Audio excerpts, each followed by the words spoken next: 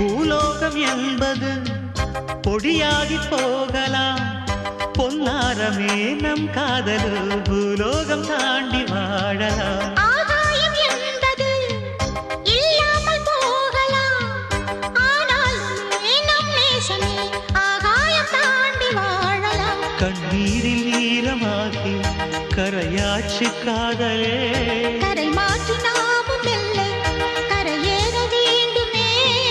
நாளை வரும் காலம் நம்